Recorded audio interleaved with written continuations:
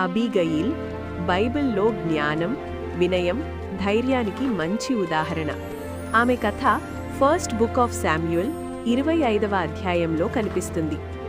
కథ నేపథ్యం: ఆ సమయంలో దావీదు ఇంకా రాజు కాలేదు. అతను తన సైనికులతో అడవుల్లో తిరుగుతూ ఉండేవాడు. అక్కడ నాబాల్ అనే ధనవంతుడు ఉండేవాడు. అతనికి చాలా గొర్రెలు, ఆస్తి ఉన్నాయి. నాబాల్ భార్యే అబీగయిల్. ఆమె తెలివైనది, మంచిది. సమస్య ఎలా వచ్చింది? దావీదు మనుషులు నాబాల్ గొర్రెల కాపరులను రక్షించారు. తర్వాత దావీదు నాబాల్ వద్ద కొంత ఆహారం అడిగాడు. కాని నాబాలు అహంకారంగా సమాధానమిచ్చాడు. దావీదెవరు? నేనెందుకివ్వాలి?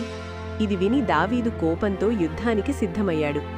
అబీగయిల్ జ్ఞానం: ఈ విషయం తెలుసుకున్న అబీగయిల్ వెంటనే రొట్టెలు, ద్రాక్షపండ్లు, మాంసం, ఇతర ఆహార పదార్థాలు తీసుకొని దావీదు వద్దకు వెళ్ళింది. ఆమె వినయంగా నమస్కరించి చెప్పింది, దయచేసి నా భర్త చేసిన తప్పును క్షమించండి, రక్తపాతం చెయ్యకండి. ఆమె జ్ఞానవంతమైన మాటలు దావీదు కోపాన్ని తగ్గించాయి. దావీదన్నాడు, నీవు ఈరోజు రక్తపాతం జరగకుండా అడ్డుకున్నావు. దేవుడి తీర్పు. కొన్ని రోజుల తర్వాత నాబాలు మరణించాడు. తర్వాత దావీదు అబీగయిల్ను వివాహం చేసుకున్నాడు. ఈ కథ మనకు చెప్పే పాఠం: జ్ఞానం కోపాన్ని ఆపగలదు, వినయం గొప్ప ఆయుధం. దేవుడు న్యాయం చేస్తాడు. మంచి మాటలు పెద్ద సమస్యలను కూడా పరిష్కరించగలవు.